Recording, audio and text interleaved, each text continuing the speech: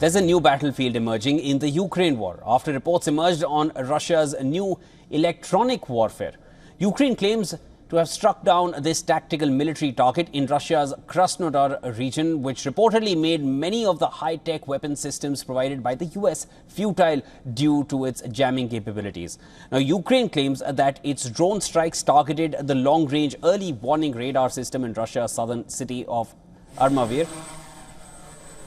The radar facility provided Moscow with long-distance monitoring of its airspace against ballistic missiles.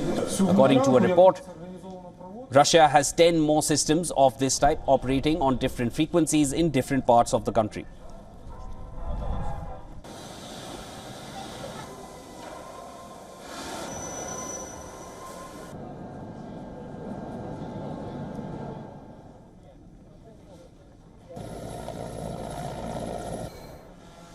The claims made by Ukraine come as NATO countries bordering Russia have agreed to create a drone wall to defend their borders from provocations, amidst escalation in Russian strikes and its troops making gains in Ukraine.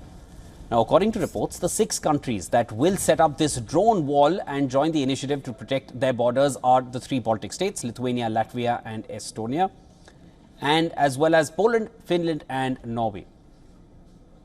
According to Lithuania's interior minister, the proposed wall will be built with complex and highly complicated technology with surveillance systems, drones and other technologies. She added that the plan is still in its formative stages and there is no concrete timeline when it will be implemented.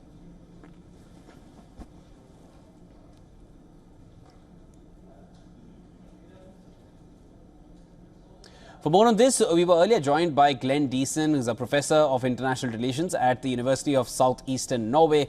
He joined us from Oslo with his inputs. Listen to this.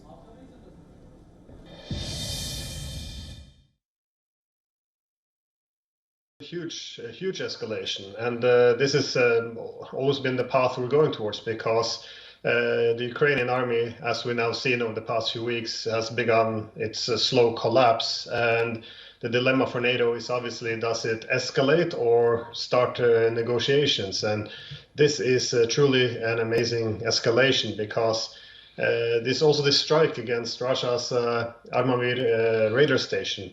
It's, as you mentioned, this is part of Russia's nuclear early warning system to warn Russia if NATO launches a nuclear first strike. So what we see now is Russia is already in the middle of a tactical nuclear weapons exercise.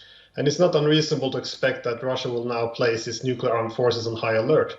Furthermore, there's an immense pressure building now on Russia to actually begin to retaliate against NATO at some point, because I think the wider context is quite important. We see now that Anthony Blinken in the United States has green-lighted the use of long-range American ATACMS missiles against Russian territory, its pre-war territory. This is in addition to that fact that the Americans are already providing the intelligence and assisting with target selections. So it's also very likely that US advisors assists with these complex weapon systems, as we've heard in certain leaks already. Now, we already had proxy wars in the past where each side target each other's soldiers through a proxy. But this is very different. This kind of direct attacks on the territory of another nuclear power is something we've never seen before. This is the United States actively and directly assisting in attacking Russian territory, and also going now after its strategic nuclear defenses.